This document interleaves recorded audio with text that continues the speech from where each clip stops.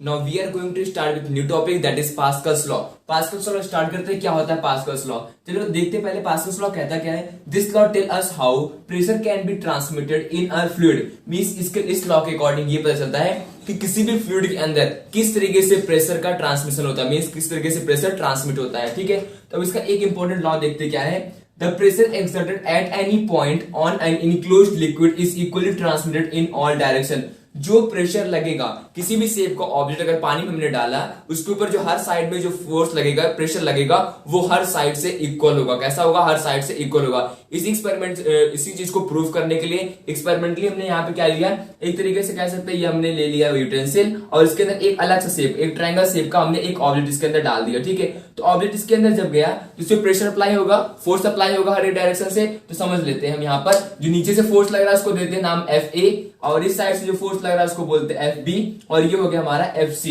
इस तरीके से अलग अलग 3 डायरेक्शन में इसके ऊपर क्या लग रहे हैं, फोर्स लग रहे हैं। इसलिए हमने डिफरेंट डायरेक्शन में लिया जिससे समझ में आ जाए कि हाँ हर जगह प्रेशर इक्वल है। कह सकते हैं इसकी हम लोग प्रूविंग करने वाले हैं। अब यहाँ पे देखो ये क्या हॉरिजॉन्टल, ये वर्टिकल, इसका 2 कंपोनेंट तो बनेगा नहीं, लेकिन ये ऑब्लिक डायरेक्शन में इसका 2 कंपोनेंट बनेगा। ये FB की बात करें तो ऑब्लिक डायरेक्शन में 2 कंपोनेंट बनेगा, एक ये हो जाएगा और एक ये हो जाएगा। ये हमारा क्या हो जाएगा, FB साइन थीटा हो जाएगा, और ये क्या हो जाएगा, FB कॉस थीटा। नीचे वाला क्या हो जाएगा, FB कॉस थीटा। इसका 2 कंपोनेंट बन गया। आप समझते हैं यहाँ पर ये 2 कंपोनेंट अगर हम कहें कुछ इस तरीके से बनेगा, ये हो जाएगा FB साइन थीटा और ये हो जाएगा FB कॉस थीटा। तो यहाँ पर अगर हम न्यूटन थर्ड लॉ अप्लाई करते हैं तो ये हमारा FC किसके बराबर होगा, FB साइन थीटा के बराबर होगा। क्या हम लिख सकते हैं, FB साइन थीटा किसके बराबर होगा, इस साइड वाला फोर्स इस साइड FC के बराबर होगा, मींस FC के इक्वल होगा। ठीक है, अब इसका जो एरिया होगा वो भी यही सेम कंपोनेंट होगा, मींस कह सकते हैं हम लोग AB साइन थीटा।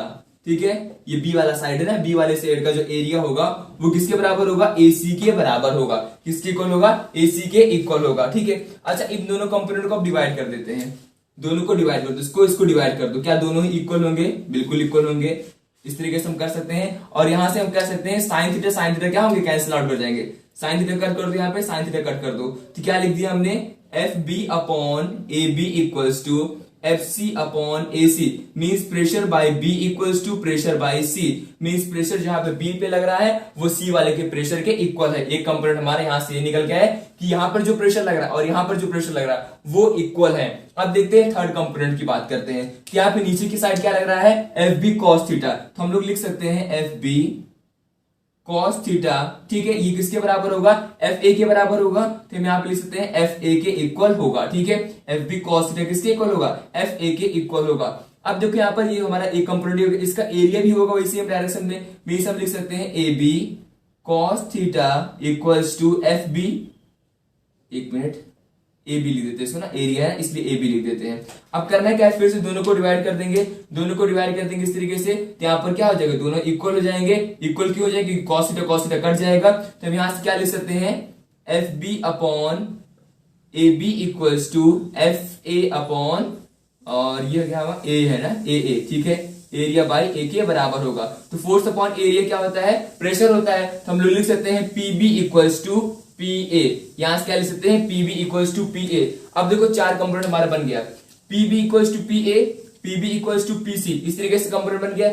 जब हमारे यहाँ पे जो प्रेशर है, यहाँ पर ये इसके इक्वल है, ये वाला प्रेशर इसके इक्वल है, तो क्या ये दोनों प्रेशर एक दूसरे के इक्वल हुए, ऐसे समझना। A है, एक B है और एक C है। ठीक है, A जान लो। ठीक है, A हमारा A B को जानता है, A C को जानता है। ठीक है, अब A अगर हमारा C के साथ दोस्ती, A को कहते हैं हम लोग A की दोस्ती C के साथ है, और B वाला क्या है, A को जानता है। समझना इस चीज को, B वाला A मींस तीनों म्यूचुअली एक तरीके से क्या है, तीनों फ्रेंड हुए नहीं हुए। वही चीज यहाँ पे समझ लेते हैं कि यहाँ पर जो प्रेशर है, यहाँ पर प्रेशर, दोनों प्रेशर बराबर है। ये वाला प्रेशर इस प्रेशर के इक्वल है, तो ये दोनों भी क्या हुए, प्रेशर इन दोनों का भी इक्वल हो गया। तो मींस हम यहाँ पे कह सकते हैं PA equals to PB equals to PC। और यही हमारा कहता है पास्कल्स लॉ, हर एक डायरेक्शन में जो प्रेशर अप्लाई हो रहा है किसी भी बॉडी के ऊपर, चाहे वो जिस भी शेप का हो, वो क्या होगा, इक्वल होगा।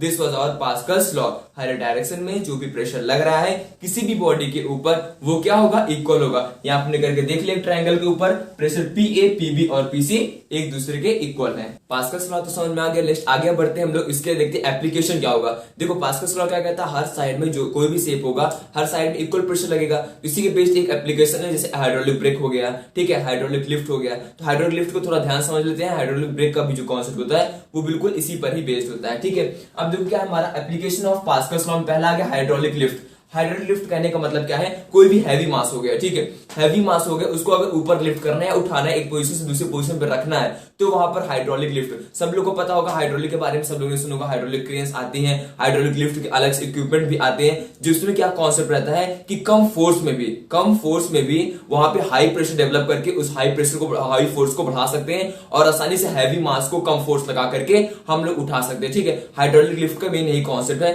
अब यहाँ पर देखो क्या है, इस तरीके से कॉन्सेप्ट मैंने बना दिया। यहाँ पर देखो कहोगे डायग्राम तो गड़बड़ है, इधर थोड़ा सा एरिया कम, इधर एरिया ज्यादा है। बिल्कुल नहीं गड़बड़ है, डायग्राम ऐसे ही बनता है। यहाँ पर एरिया कम होगा और यहाँ पर एरिया ज्यादा होगा। अब इसका रीजन क्या होगा, इसका रीजन सेम है ना, pressure equals to force upon area. तो वही सेम एक कॉन्सेप्ट है, pressure equals to force upon area. Pressure at different direction will be same, अलग अलग डायरेक्शन में प्रेशर क्या होगी, सेम होगी। तो वही प्रिंसिपल यहाँ पर लगाना ही है, ठीक है। अब देखो हम कह रहे हैं यहाँ पर क्या है, इस तरीके से यहाँ पर क्या रखा हुआ है, ये हमारा है पिस्टन। ये क्या लगा हुआ, पिस्टन यहाँ पे लगा हुआ है। हमने क्या किया, यहाँ पे F फोर्स अप्लाई किया, स्मॉल f यहां से फोर्स अप्लाई किया, तो स्मॉल f फोर्स अप्लाई करेंगे। इसका एरिया क्या है, स्मॉल a एरिया है। तो यहाँ पे प्रेशर डेवलप होगा, जाहिर सी बात है, फोर्स एक पर्टिकुलर एरिया पे लगा रहे हैं तो प्रेशर तो डेवलप होगा ही होगा। तो ये जो प्रेशर होगा, ठीक है, तो प्रेशर क्या होगा, फर्दर मूव ऑन करेगा। तो ये मूव ऑन करेगा इस साइड, यहाँ पे क्या होगा, एरिया बढ़ गया। यहाँ पर क्या हो गया, एरिया बढ़ गया। मुझे बताओ अगर एरिया बढ़ गया तो क्या फोर्स बढ़ जाएगा, क्या एरिया बढ़ गया तो फोर्स बढ़ जाएगा। रिलेशन देखो क्या होता है, pressure equals to force upon area. अगर हमने क्या कर दिया, एरिया को बढ़ा दिया तो हमारा फोर्स क्या होगा, फोर्स और प्रेशर की बात करें तो प्रेशर क्या होगा, डिक्रीज कर जाएगा और फोर्स क्या होगा, वो बढ़ जाएगा। ये रिलेशन आएगा। तो वही सेम चीज क्या होगा, यहाँ पर एरिया को बढ़ा दिया गया, तो मींस जो यहाँ पर इस पर्टिकुलर पिस्टन पर जो एरिया पे जो फोर्स लगेगा वो बहुत ही ज्यादा होगा, ठीक है। यहाँ पर जो प्रेशर लगेगा और फोर्स लगेगा वो बहुत ही ज्यादा होगा, ठीक है। तो हम कह सकते हैं यहाँ पर आखिर फोर्स होगा कितना, जो ज्यादा होगा, हम कह रहे हैं ज्यादा फोर्स होगा। आखिर होगा कितना, फोर्स इक्वल्स क्या, pressure into area by pressure equals to force upon area. Force equals to pressure into area, तो प्रेशर इनटू एरिया करेंगे तो प्रेशर इक्वल्स टू कितना हो जाएगा, ये प्रेशर यहां से निकल के आ रहा था, मतलब यहाँ पे जो हमने फोर्स पर्टिकुलर एरिया पे लगाया था वही प्रेशर है जो आगे की तरफ गया था। तो मतलब प्रेशर इक्वल्स क्या लिख सकते हैं, small f upon small a multiply by capital A। इस तरीके से हम लोग इसको डिनोट कर सकते हैं, ठीक है। और थोड़ा सुंदर तरीके से लिखना चाहे तो कैसे लिखेंगे, एक उधर भेज दो क्या हो जाएगा, capital A upon small a multiply by capital F। ये किसके बराबर होगा, ये स्मॉल f यहाँ पे कर लो, स्मॉल f, हाँ ये हो गया, ठीक है। हम यहाँ एक चीज ये भी बोल सकते हैं, जो हमारा कैपिटल F होगा, यहाँ पे जो फोर्स निकल के आ रहा है वो स्मॉल f से ज्यादा होगा, ठीक है। और जो एरिया है वो कैपिटल A क्या होगी, स्मॉल a से ज्यादा होगा, ठीक है। ये दो कंडीशन यहाँ पर निकल के आया। ये कौन सा केस हमारा, हाइड्रोलिक लिफ्ट। मींस यहाँ पे फोर्स एक पर्टिकुलर एरिया पर अप्लाई किया गया, प्रेशर टेबल की आगे की तरफ, एरिया यहाँ पे जो हमारा कैपिटल ए था वो बढ़ गया, एरिया बढ़ने से फोर्स बढ़ गया, इसलिए कैपिटल एफ क्या है, स्मॉल एफ से ज्यादा है। और एरिया हमने बढ़ा दिया था, एरिया बढ़ाया इसलिए फोर्स ज्यादा हुआ, means capital A is greater than small A. ये हो गया हमारा हाइड्रोलिक लिफ्ट का प्रिंसिपल, इसी कॉन्सेप्ट पर बेस्ड होता है। और पूछेगा प्रिंसिपल क्या है इसका, तो प्रिंसिपल कौन सा होता है, पास्कल्स लॉ। पास्कल्स लॉ क्योंकि उसी का ये एप्लीकेशन है। दूसरा हमने एप्लीकेशन क्या बताया इसका, हाइड्रोलिक ब्रेक। तो हाइड्रोलिक ब्रेक जहां पर डिस्क ब्रेक आप लोग जानते होंगे लगा होता है, बाइक्स में भी लगा होता है, ठीक है। तो वहां पर क्या होता है, यहाँ पे यही कॉन्सेप्ट फील होता है, जहां पर इसके अंदर क्या होता है, लिक्विड फिल रहता है, ठीक है। तो जैसे ही फोर्स अप्लाई करते हैं एरिया पे, प्रेशर आगे डेवलप करता है, एरिया बढ़ जाता है तो फोर्स भी हमारा बढ़ जाता है, हाई फोर्स वहां पर डेवलप हो जाता है, ठीक है। इस तरीके से हाइड्रोलिक ब्रेक और हाइड्रोलिक लिफ्ट में पास्कल्स लॉ का यूज किया जाता है। नेक्स्ट हमारा अगला टॉपिक है pressure exerted by a liquid column. एक लिक्विड कॉलम है हमारे पास, उसको हमने पानी के ऊपर रख दिया, तो कितना प्रेशर वाटर के ऊपर एक्सर्ट करेंगे उसके बारे में बात करेंगे, ठीक है, ताकि वहां पे प्रेशर कितना होगा। तब समझ लेते हैं यहाँ पे हमारे पास ये लिक्विड कॉलम है, हेडिंग क्या हमारे पास, pressure exerted by a liquid column. अब देखते हैं पर अगर लिक्विड कॉलम की बात करें तो नीचे वाला सरफेस क्या होगा, वाटर के कांटेक्ट में आएगा, ये वाला सरफेस वाटर के कांटेक्ट में होगा, पानी के ऊपर होगा, ठीक है। तो यहां पर क्या लगे, यहां पे पूछा गया आखिर प्रेशर कितना होगा, एक लिक्विड कॉलम है, ठीक है। अब यहां पे समझ लेते हैं, इसका एरिया ले लेते हैं, इसका एरिया हो गया ए और कुछ ना कुछ तो हाइट होगी ही होगी, इसकी हाइट ले लेते हैं h। चलो कैलकुलेट करते हैं आखिर यहाँ पे फॉर्मूला क्या आएगा। अब जाहिर सी बात इसका कुछ ना कुछ वेट होगा जो कि डाउनवर्ड डायरेक्शन में लगेगा। तो सबसे पहले बात कर लेते हैं आखिर वेट कितना होगा, mg कितना होगा। तो उसको लिखने से पहले हम लोग को फोर्स कैलकुलेट कर लेते हैं। क्यों, अब जरा समझना है यहाँ पर प्रेशर इक्वल्स क्या होता है, थ्रस्ट अपॉन एरिया, और we say that force upon area, thrust upon area. अब यहाँ पे थ्रस्ट कितना होगा, थ्रस्ट इक्वल टू कितना हो जाएगा, मास इंटू जी, एम इंटू जी हो जाएगा, एम इंटू जी होगा कि नहीं होगा, ठीक है, क्योंकि जी यहाँ पे ग्रेविटी लग रही है। अब देखते हैं यहाँ पर मास कितना होगा। तो यहाँ पर याद रखो फॉर्मूला क्या होता है डेंसिटी का, डेंसिटी इक्वल टू क्या होता है, मास अपॉन वॉल्यूम। तो मास अपॉन वॉल्यूम करेंगे, यहां से मास को अलग कर लो, ठीक है, क्योंकि मुझे मास नहीं पता है, वॉल्यूम और डेंसिटी पता है, इसके फॉर्म में निकालेंगे यहाँ पर। तो हमने मास को हटा दिया यहाँ पर, तो मास इक्वल टू क्या हो जाएगा, वॉल्यूम मल्टीप्लाई बाय रो, रो मतलब क्या होगा डेंसिटी।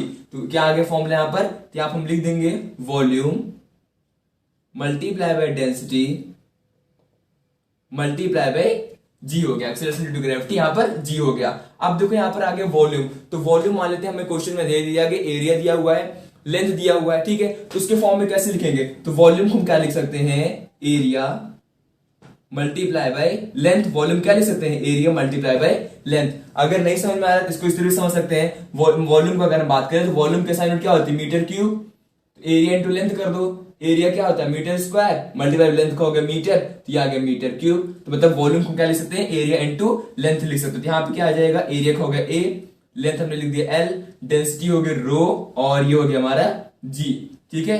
तो अब लेंथ हमारे पास क्या है, एक हाइट एच है, तो हम यहाँ पे इसको ऐसे लिख सकते हैं ए एच रो जी, ये हो गया हमारा थ्रस्ट। तो प्रेशर इक्वल क्या हो गया, थ्रस्ट अपॉन एरिया, तो यहाँ पे रख देना है थ्रस्ट कितना आ गया हमारा, A H rho g upon area हो गया ए से ए कैंसिल आउट कर देंगे, एरिया एरिया कट गया भाई, तो क्या आ जाएगा pressure, pressure equal to h rho g. तो मींस कोई भी लिक्विड कॉलम किसी भी लिक्विड सरफेस के ऊपर कितना प्रेशर एक्सर्ट करेगा, तो आप हम लिख देंगे P equals to h rho जी। किस पे डिपेंड करता है, कॉलम की हाइट कितनी है, डेंसिटी कितनी है, और acceleration due to gravity means small g कितना वहां पर लग रहा है, ठीक है। इस तरीके से हम लोग क्या कर सकते हैं, pressure exerted by liquid column find out कर सकते हैं, जो कि होता है P equals to h rho g. Next topic है effect of gravity on fluid pressure. अब समझने यहाँ पर इफेक्ट ऑफ ग्रेविटी, ग्रेविटी का क्या इफेक्ट पड़ता है, किस पे क्या इफेक्ट पड़ता है, फ्लूइड के प्रेशर पर क्या पड़ता है, ठीक है।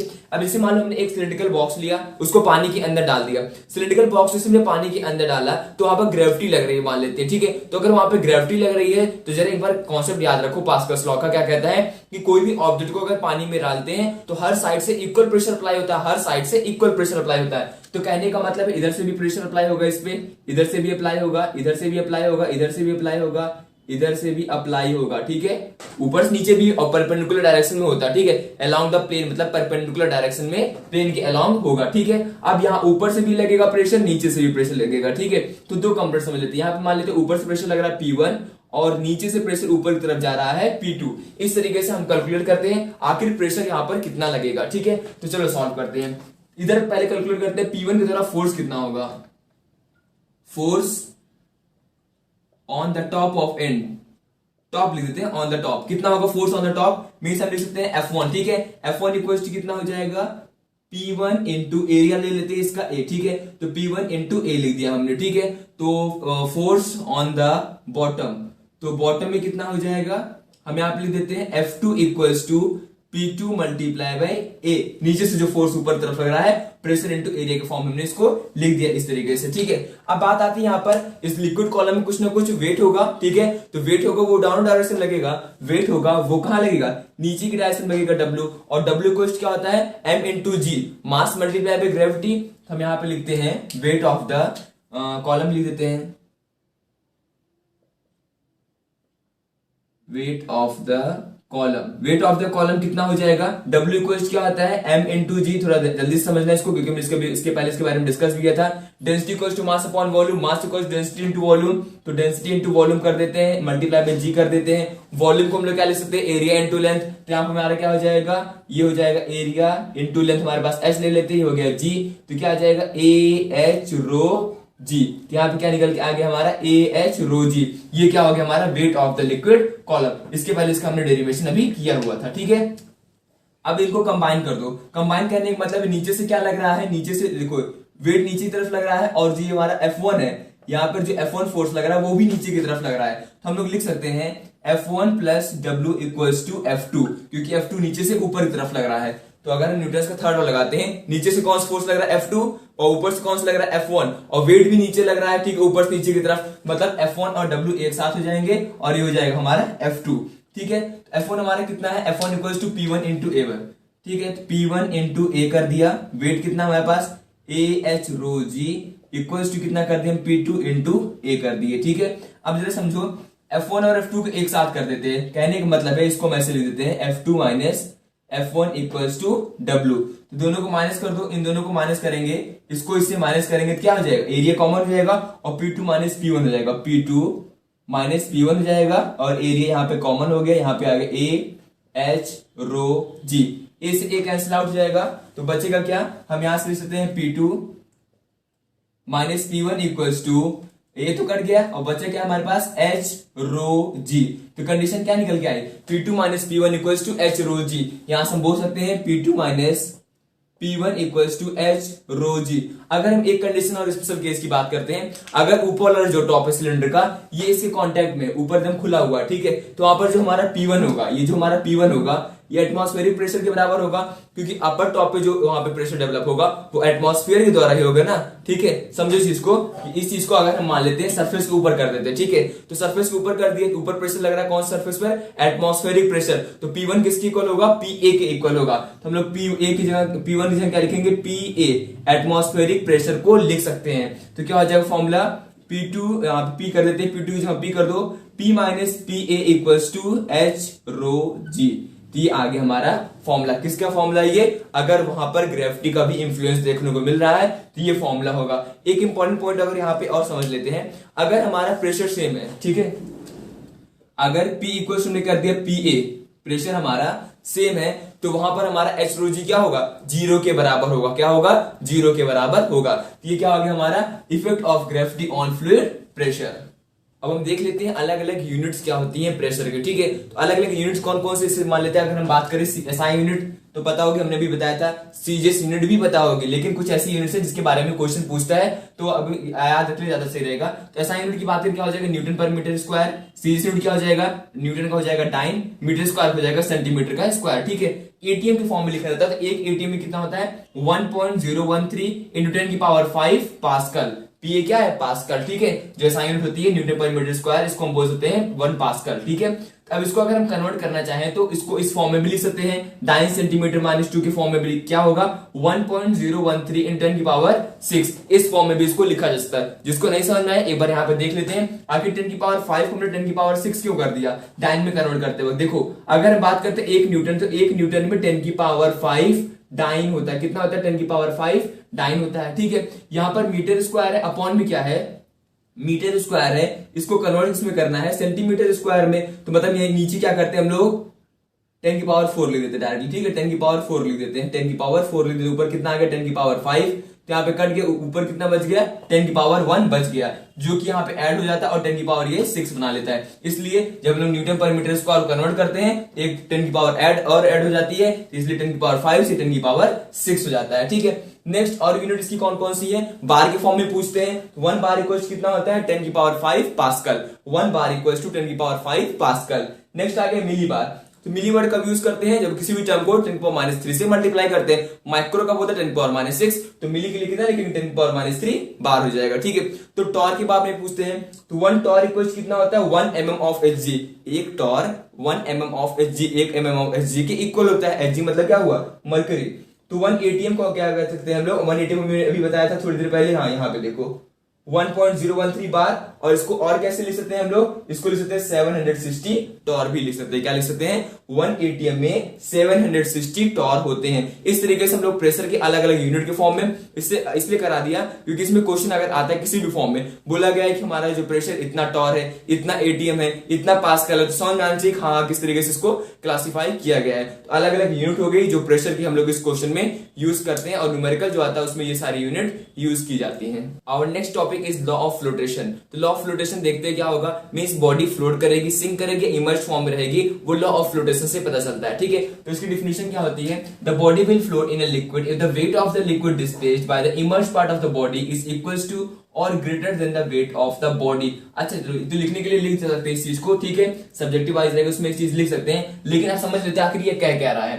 तो कहने का मतलब से मान लो हमारे पास ये लिक्विड, हमने 3 कंडीशन यहाँ पे बनाए रखी है, ये हमारा ऑब्जेक्ट है जो रेड कलर से बना हुआ, ये हमारा पूरा क्या है, ये ऑब्जेक्ट है, इसको पानी के अंदर हमने डाला। 3 कंडीशन देखने को मिली। पहली कंडीशन क्या थी, ये सिंक करके मींस डूब गया। ये क्या था, इमर्ज कंडीशन में था, न ब्लू ऊपर था फ्लोट कर रहा था, ना ही सिंक के फॉर्म में था, ठीक है। और यहाँ पे क्या कर रहा है, बॉडी फ्लोट कर रही है। यहाँ पे बॉडी क्या कर रही है, यहाँ पे बॉडी सिंक कर गई और यहाँ पे बॉडी फ्लोट कर रही है। और ये कैसा कंडीशन है, इमर्ज कंडीशन है, ये इमर्ज कंडीशन है। अब तीनों कंडीशन कब पड़ेगी, ठीक है। ऐसे कोई वाटर हो गया, कोई बॉडी हो गई, अगर उसको हम लोग पानी के अंदर डालेंगे, ठीक है, तो पानी के अंदर डालने पर क्या होगा, उसका वेट होगा, तो वेट का वो नीचे जाएगी, ठीक है। और नीचे से यहाँ पर बाइंड फोर्स, इसको बोलते हैं अपथ्रस्ट फोर्स, वो लगता है जो कि उसको ऊपर की तरफ धक्का देता है, ठीक है। वो नीचे से डाउनवर्ड से अपवर्ड डायरेक्शन लगता है, जो कि ऑब्जेक्ट को ऊपर की तरफ धक्का देता है। और बॉडी के पास मास है और ग्रेविटी नीचे की तरफ लगती है, तो मतलब उसका वेट जो होगा वो नेट वेट डाउनवर्ड डायरेक्शन में होगा। तो यहाँ पर जो ज्यादा होगा उसी की बेसिस समझेंगे कि अगर वेट ज्यादा हो गया या अपथ्रस्ट फोर्स ज्यादा होगा तो बॉडी सिंक करेगी, फ्लूइड करेगी, कब क्या होगा उसके बारे में देखते हैं। तो पहली कंडीशन क्या है, यहां पर क्या हो रहा है, बॉडी नीचे की तरफ सिंक करेगी। बॉडी सिंक करे इसका मतलब जो हमारा वेट है वो अपथ्रस्ट फोर्स से ज्यादा है। जो बॉडी का वेट है